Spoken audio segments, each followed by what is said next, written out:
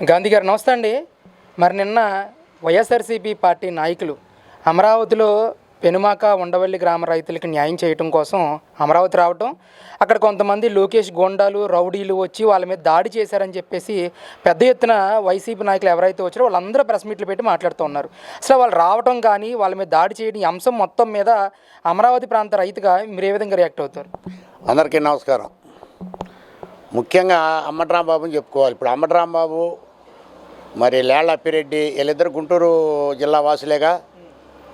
ఇప్పుడు అవినాష్ అంటే కృష్ణా జిల్లా, అది కూడా రాజధానిలోదేను. అసలు వీళ్ళకి సిఆర్డీఏ ఏ పరిధి ఎంతవరకు పరిధిలో ఉందో వీళ్ళకి తెలుసా? దేనికి వచ్చారు అసలు వీళ్ళు? దీనికి ఏ కాన్సెప్ట్ మీద వచ్చారు? 3 రాజధానుల కాన్సెప్ట్ మీద వచ్చారా, లేకపోతే మావిగన్ మీద వచ్చారా? మరి నిన్నగాక మొన్న కూడా మీ జగన్మోహన్ రెడ్డి గారు మీ ఆదినాయకుడు ఏం మాట్లాడాడో, మేము వస్తే 29లో మేము వస్తే మళ్ళీ రాజధానిని అక్కడ ఉంచాం తీసేస్తామని చెప్పాడుగా. మరి మీరు రాజధానిలోకి ఏం పని ఉండి వచ్చారు? మీరు మళ్ళీ పైపెచ్చు సిఆర్డీఏ ఏమంటారు దాన్ని, పరిరక్షణ సమితి రైతుకి మీరు బాంధవులా? మరి రైతు బాంధవులు అయితే 1631 రోజు మరి రాజధానిలో రైతులు మొత్తం అదే పెనమాక అదే ఉండవల్లి మొత్తం శిబిరాలు పెట్టుకొని నిరాదీక్షలు చేశారుగా. మరి అయాలు ఏమయ్యారు మీరు? అయాలు మీ ప్రభుత్వ అధికారంలో ఉంది. మరి అయాలు ఏమయ్యారు అంబటరాంబాబు? అయాలు ఎందుకు రాలి మీరు? మరి అయాలు మీరు ఎమ్మెల్యేలే కదా. మరి ఆ రోజు వచ్చి మీరు ఎందుకు పరామర్శించలేదు ఈ రైతుల్ని? ఇవాళ మీరు రైతులు ఏం చేస్తారు?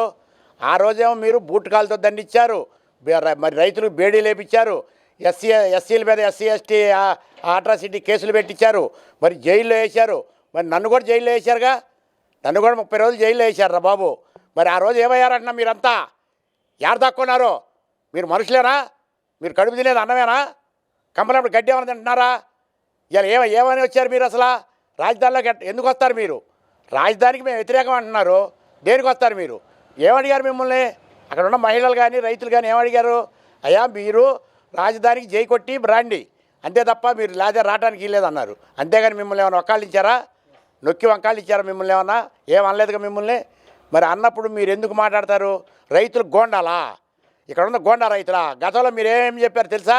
ఇది ఒక శ్మశానం అన్నారు, ఇది ఒక ఎడారి అన్నారు, ఇది ఒక పనికిరాని ప్రాంతం అన్నారు, ఇది ఒక ముప్పు ప్రాంతం అన్నారు. ఎక్కడ పడితే అక్కడ మునిగిపోయిద్ది, ఇక్కడ రాజధానికి పనికిరాదు అని చెప్పారు మీరు.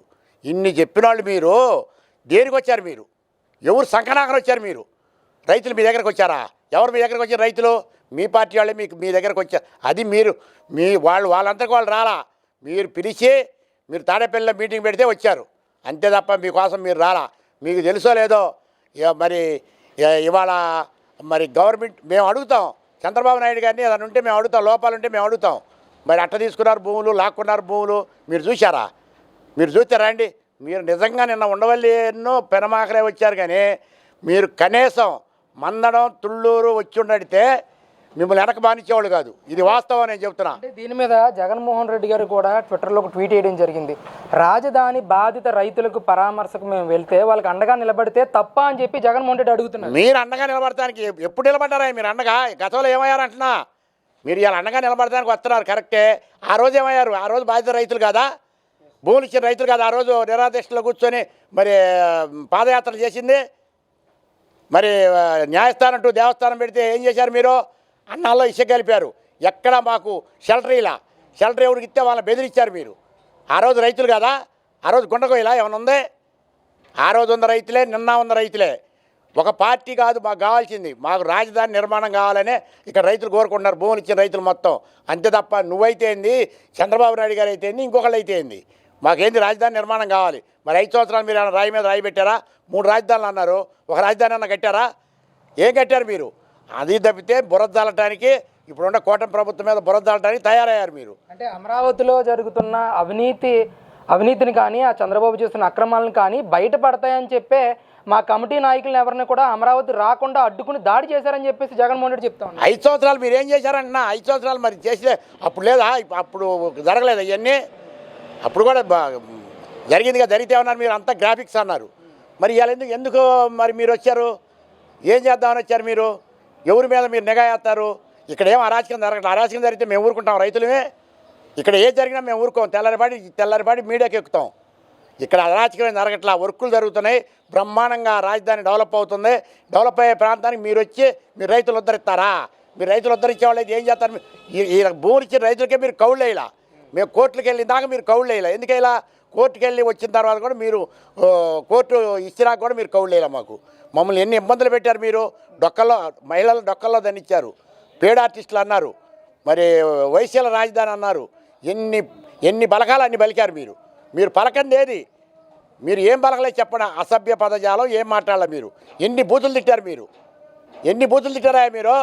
మా భూములు ఇచ్చిన రైతుల్ని మరి ఆ రోజు భూస్కాన్ జరిగిందన్నారు, బయట పెట్టారు, ఏమైనా తీశారా?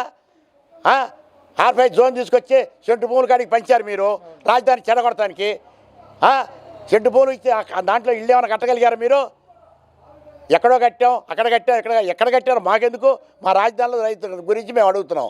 దానికే సమాధానం చెప్పండి మీరు. మీకు తెలుసా? మరి నిన్నగాక మొన్న మా ఊరు కార్మిక రంగారావు గారు 100 ఎకరం పొలం ఉంది, ఆయన మనమే ఇచ్చారు, పోయిన వారంలో ఇచ్చారు. తెలుసా మీకు ఆ సంగతి?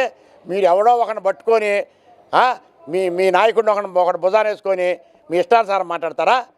మరి ఇవాళ మాట్లాడుతున్నాం మేము. చంద్రబాబు నాయుడు గారి దగ్గర పోతున్నారు, రైతులు అడుగుతున్నారు, వాళ్ళు గవర్నమెంట్ అన్ను రైతులు ఏం కాన్సెప్ట్ మాట్లాడుకుంటున్నారు ఏమో ఇస్తున్నారు. మరి ఇవాళ ఇచ్చారు. మరి మీతో మాట్లాడిన రైతే నేలపాటి రైతు, మరి ఆయన తెల్లారిపాటి భూములు ఇచ్చేసాడు మీరు మావిగా అనగానే. అది కూడా అర్థం తెలుసుకోరా మీరు. మీరు దేనికి మాట్లాడతారయ్యా? దేనికి మాట్లాడతారా? అమ్మటి రాంబాబు గారు ఎవడు అసలు?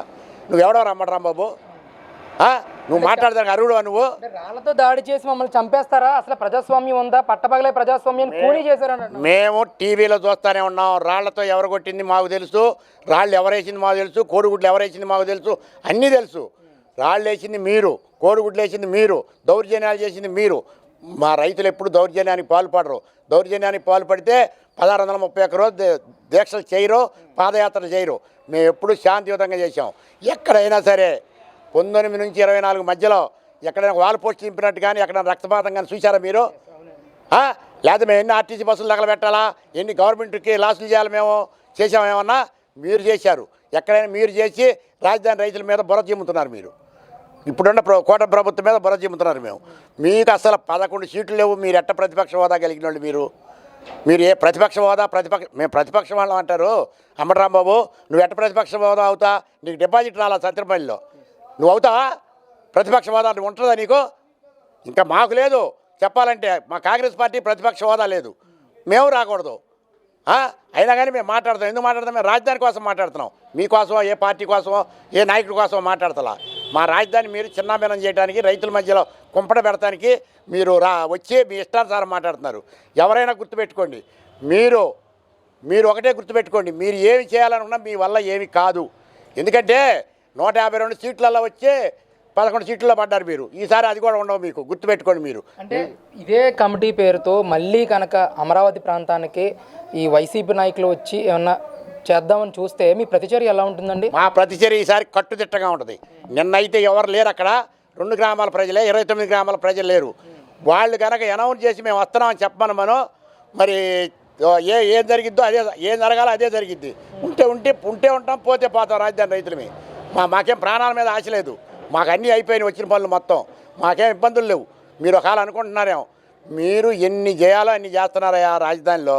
మీరు చేయాల్సినవి అంటూ ఏమీ లేవు. ఇక ఈ రాజధాని పట్టుకొని ఏలాడుతున్నారు. రాజధాని రైతులు పిచ్చోళ్ళు ఉన్నారు. ఈ రైతులు ఏమైనా చేయొచ్చు వాళ్ళు, ఎందుకంటే 1631 రోజు చేసి ఏమి చేయలేదనేది మీకు తెలుసు, మీ మనస్సాక్షికి తెలుసు. మీ అందరికి కూడా బిడ్డలు ఉన్నారు, మాకే లేరు, మీకు బిడ్డలు ఉన్నారు. మరి మన బిడ్డలను కూడా ఆలోచనలో పెట్టుకొని, రాబో భవిష్యత్తులో ఆలోచనలో పెట్టుకొని మాట్లాడతాం. నేర్చుకొని అమ్మటి రాంబాబు నువ్వు.